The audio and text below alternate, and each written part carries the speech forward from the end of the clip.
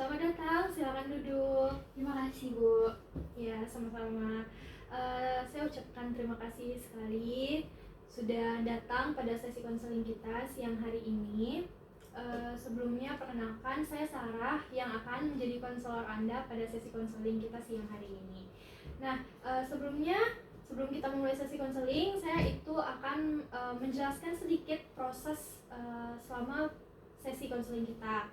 Nah, jadi ruang kita pada hari ini itu merupakan ruang yang aman dan juga rahasia bagi Anda untuk berbagi perasaan dan juga pikiran yang Anda hadapi pada saat ini. Kemudian saya akan mendengarkan dengan penuh perhatian dan berusaha untuk membantu Anda mencari solusi terhadap persoalan yang sedang Anda hadapi.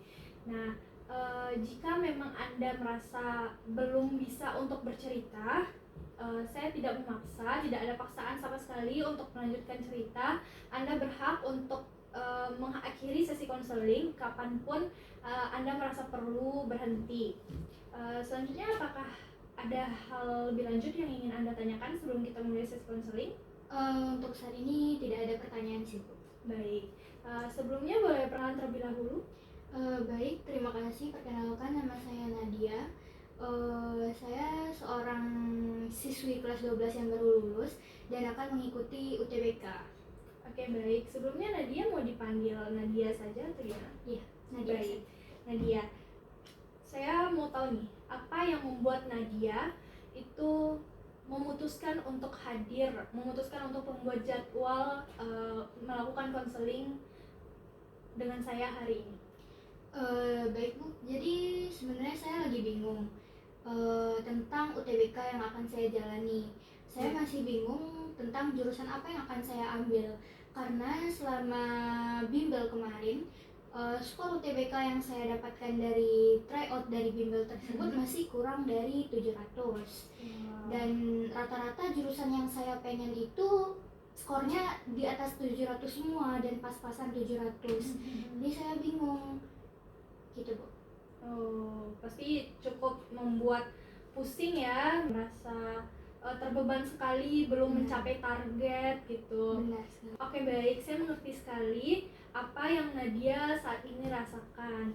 Nah, kalau yang saya rangkum berarti Nadia ini cukup mengalami struggle dan kesulitan untuk mencapai target Nadia terhadap target nilai Nadia untuk mencapai jurusan yang Nadia inginkan. Benar kan? Selanjutnya, bagaimana perasaan Nadia ketika mengetahui bahwa target nilai yang Nadia inginkan itu belum tercapai? Rasanya cukup sedih sih, Bu, karena saya sudah belajar sedemikian rupa mungkin. Saya selalu mendengarkan penjelasan dari kakak bimbel saya bagaimana cara menjawab subtes ini, subtes itu, tapi tidak juga terpenuhi target nilainya. Rasanya cukup kecewa gitu, Bu. Jadi Nadia itu sudah berusaha semampu Nadia melakukan yang memang kelas 12 lainnya juga lakukan. Betul. Berusaha keras juga difokuskan di tempat yang Nadia memang inginkan, tapi ternyata hasilnya belum sesuai yang Nadia harapkan. Betul sekali. Gitu. Lalu untuk mengatasi perasaan, tadi kan Nadia juga sempat bilang kalau Nadia kecewa terhadap hasil yang ternyata tidak sesuai dengan harapan tadi. Nah, apa yang Nadia lakukan untuk menghadapi perasaan kecewa itu?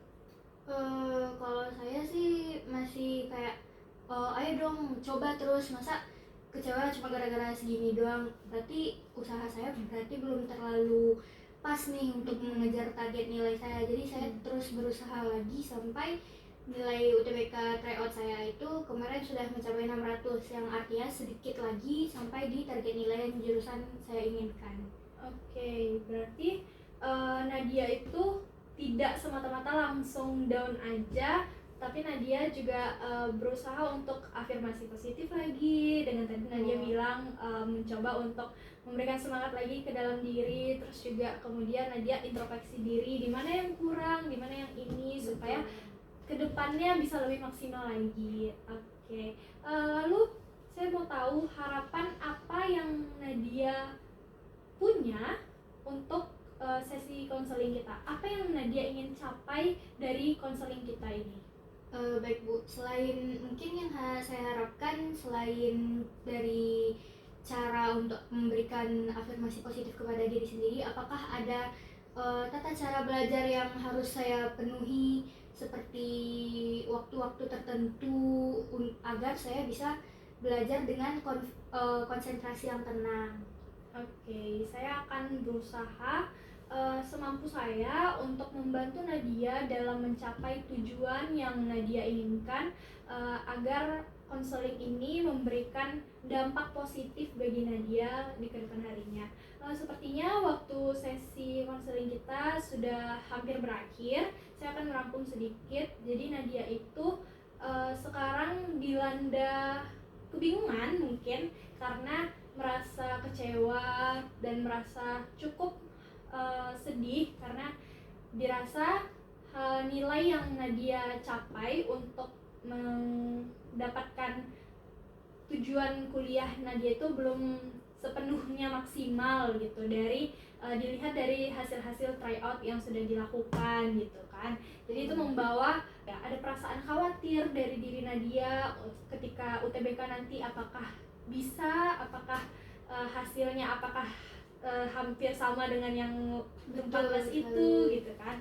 Nah, jadi Nadia merasakan kecewa juga tadi karena nilai itu tidak mencapai target. Terus juga ketika Nadia menghadapi kecewa itu, Nadia melakukan afirmasi positif, terus lalu selanjutnya introspeksi diri biar Nadia bisa mengetahui di mana kurangnya agar besoknya lebih baik lagi. Kemudian Nadia juga tadi mengungkapkan kalau harapan dari diri Nadia terkait konseling kita adalah untuk mencari tahu lagi bagaimana cara afirmasi yang positif untuk diri agar lebih baik lagi gitu.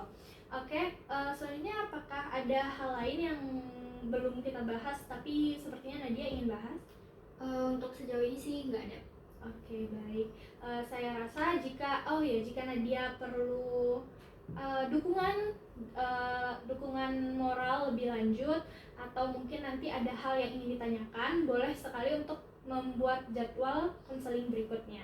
Terima kasih sekali lagi Nadia sudah mempercayai saya untuk bercerita terkait keresahan atau pikiran atau perasaan yang Nadia saat ini hadapi gitu. Oke, baik, terima kasih. Sampai jumpa di sesi konseling berikutnya. Baik, terima kasih Bu. Sama-sama.